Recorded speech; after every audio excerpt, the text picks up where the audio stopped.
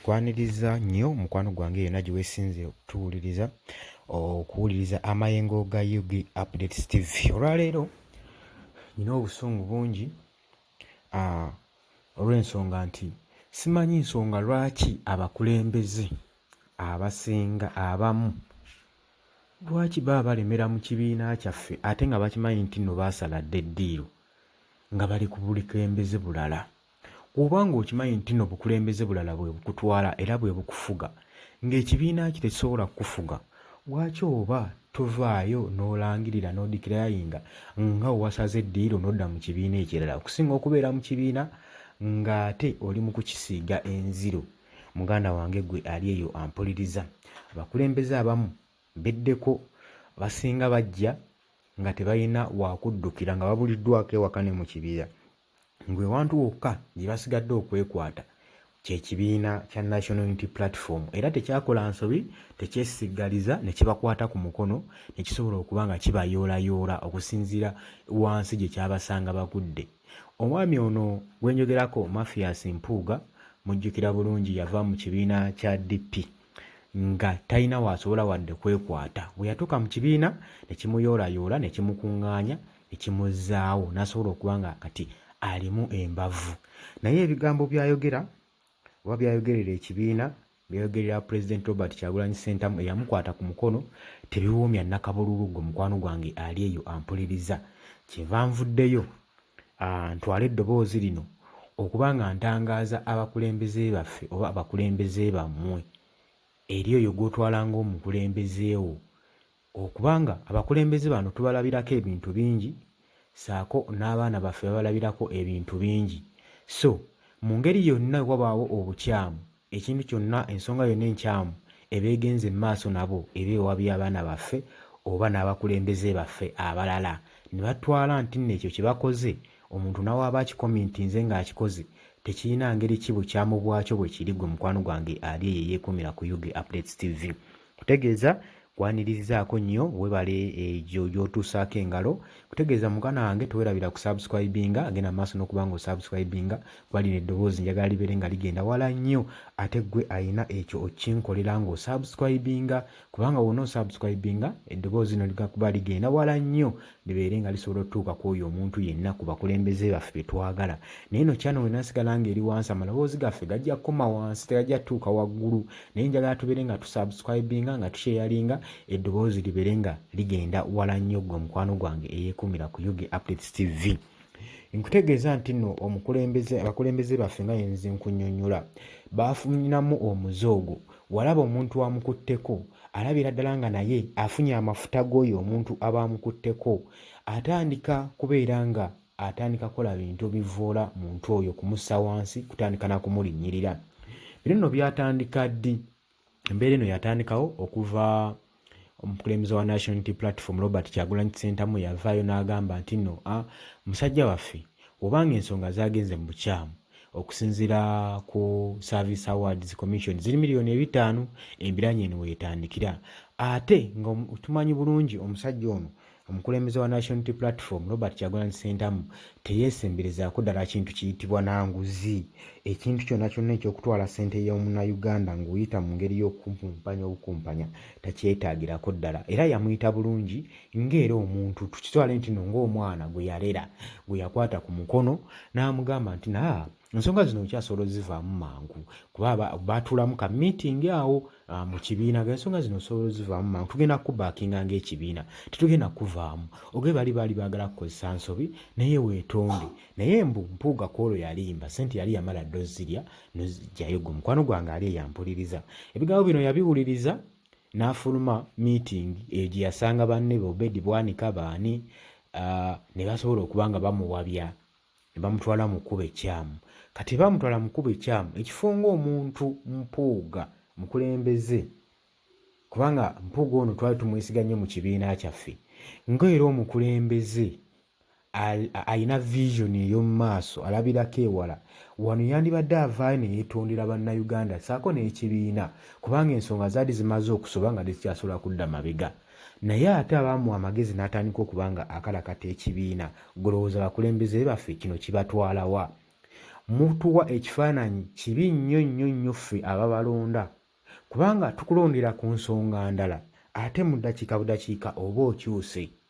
Toyinza kuŋŋamba nti nno oli wa nkyukakyuka era ogenda kyusa eggwanga ng'ate omuntu gwe twagala okuggyako alemeze eggwanga lino mu buyinza ate yakuwa ebiragiro n'amateeka by'ogenderako ng'omukwano gwange ali eyampuliriza. Ensonga zino njagala muzitegeere. Bino nno lwaki mbyogera gwe mukwano gwange ali eyo yeekumira ku UG Updates, sinziira ku bigambo omwami ono bye yayogera Mathias Mpuuga. Ono nno yali commissioner, nsooke mbaye ku byafaayo bye.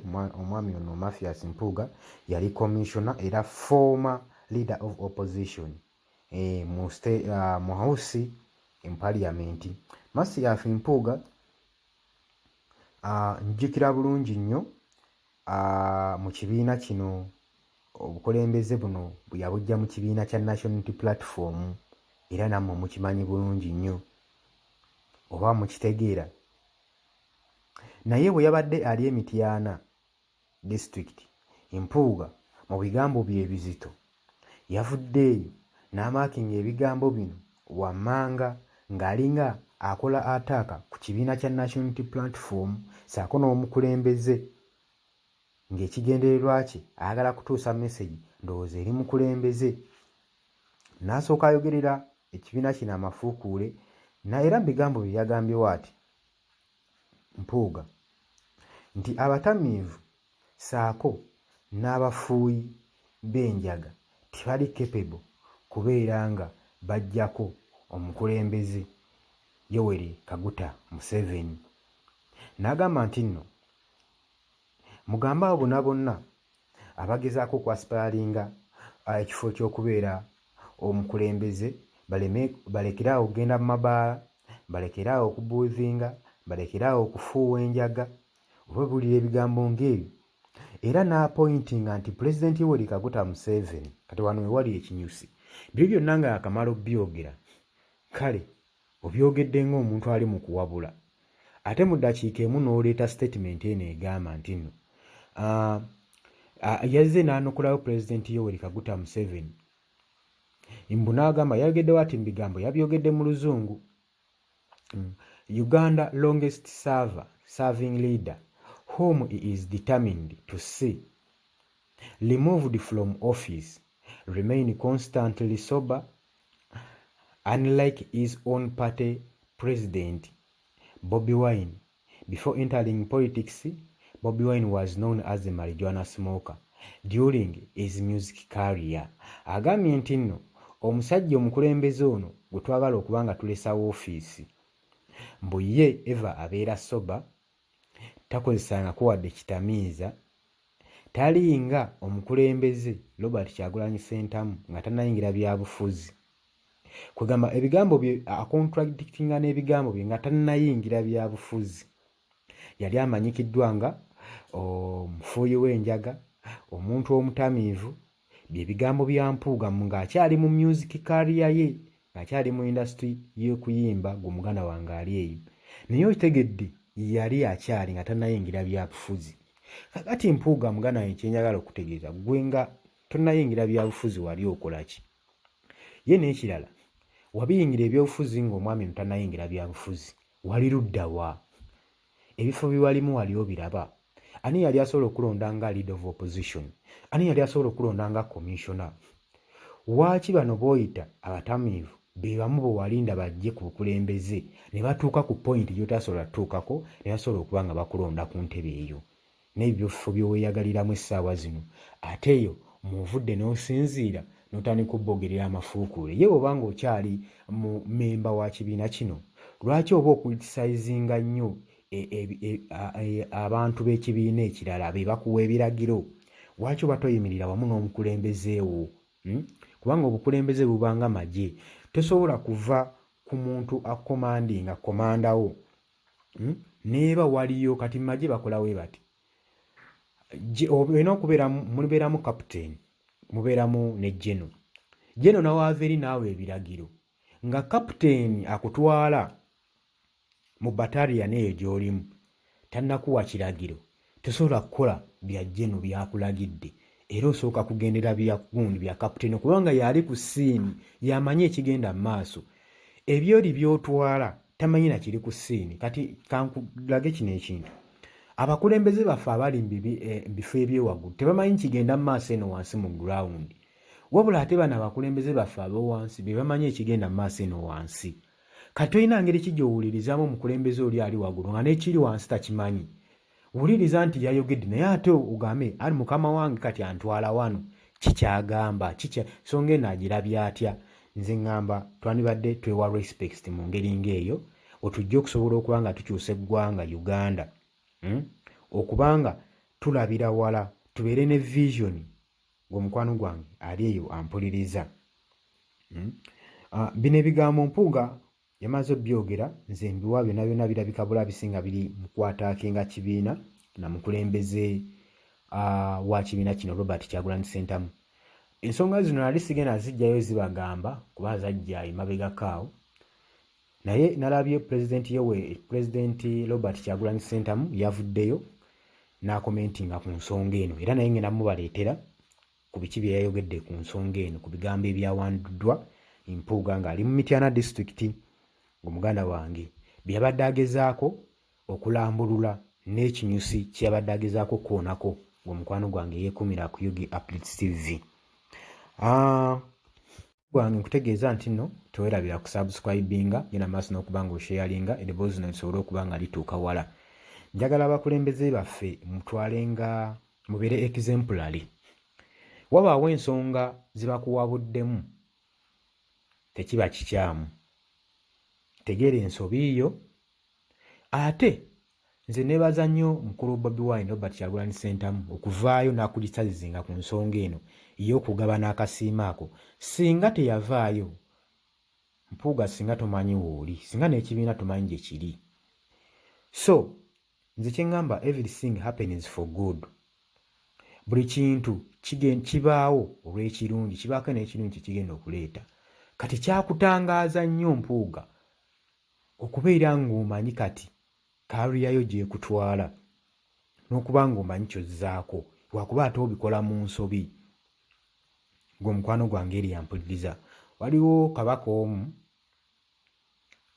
yali ne minisita we ng'amwagala nnyo ng'era batambulira wamu, nga kabaka ono ayagala nnyo omusajja we era nga musajja we wa ku lusegere. Kati lumu kabaka yabayita, omwami ono aba awuuba ekiso maaso ga kabaka, ekiso ne kisirituka ne kitemako akagere ka kabaka. Kabaka n'anyiiga nnyo n'amugamba laba ky'okoze. Omusajja ono n'addamu n'amugamba nti mukama wange buli kintu kigwawo olw'ekirungi, everything happens for good. N'amugamba kati wano kalungi ki akakirimu ng'ate akagere kange omaze okukatema? N'amugamba kalungi ki akali mu kino ng'ate akagere kange omaze okukatema?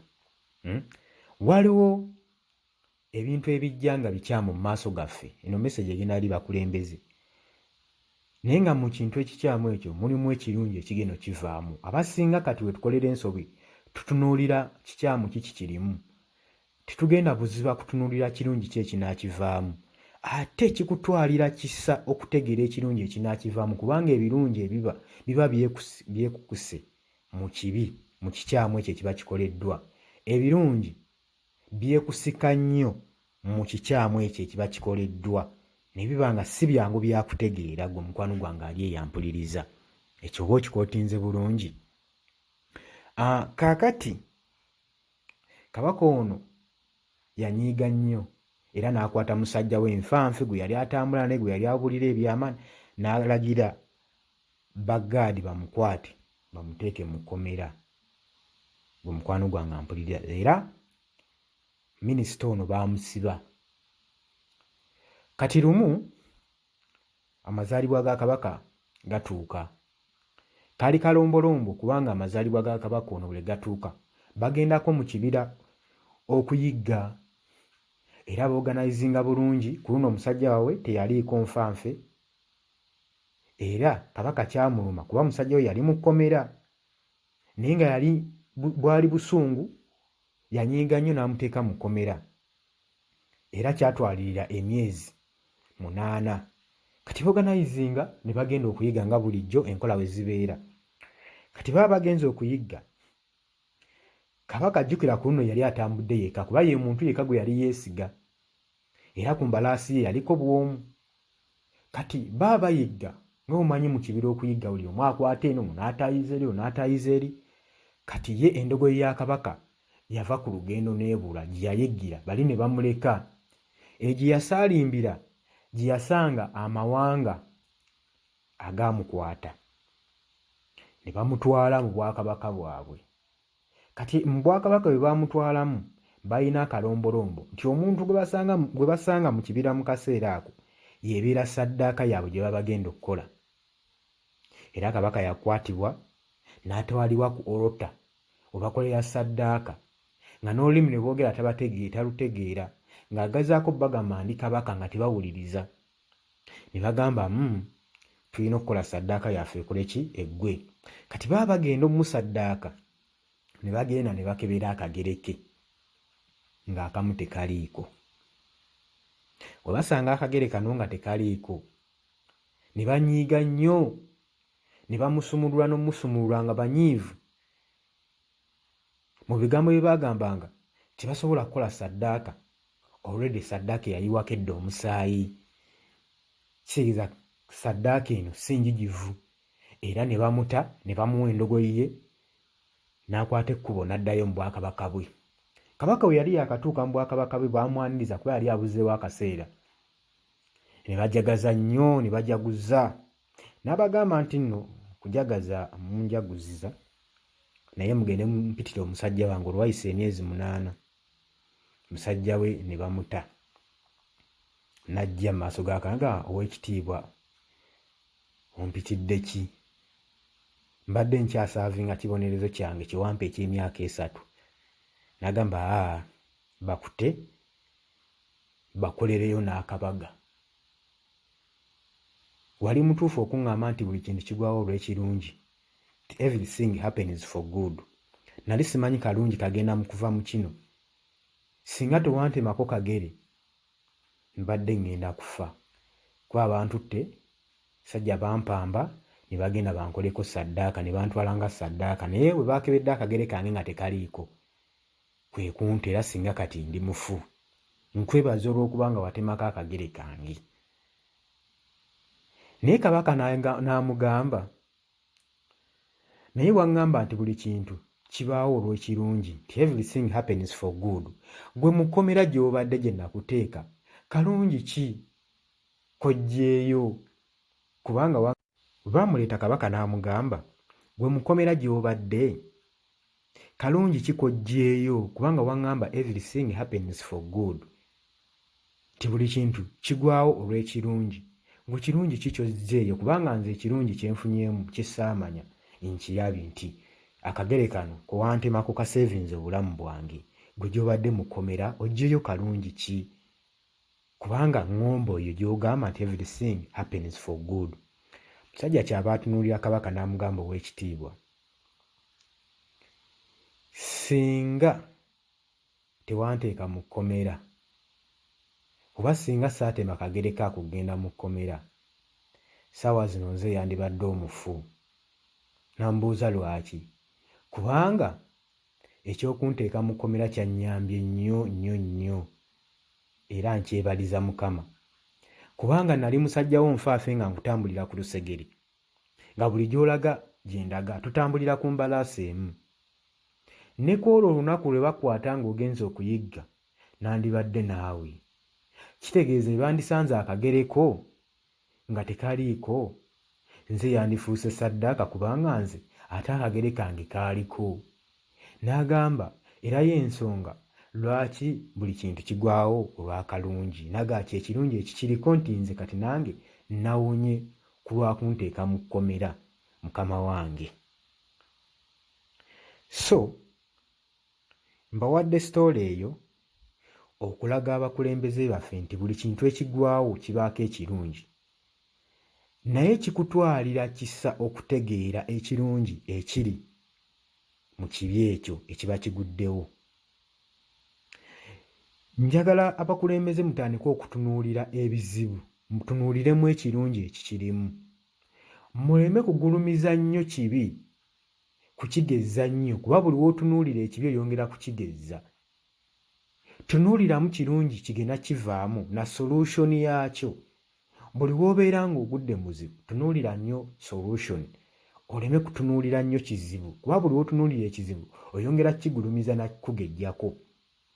Wabula buli w'otunuulira solution, ekizibu kino oyongera bwongezi kinafuya buli kadde. Mbe bakulembeze baffe be tulina kati. Ensobi ejjeemu n'otandika okutunuulira ensobi eyo n'ogigulumiza, so singa otunuulira solution ebeera ntono nnyo egenda okuba ng'ejjawo ekizibu ekyo. Kati empuuga ekintu ekyali kiguddewo kyali kitono ku sayidi ye ng'omukulembeze ku muntu alina vision ne kaliya. Ku muntu alina vision ne kaliya.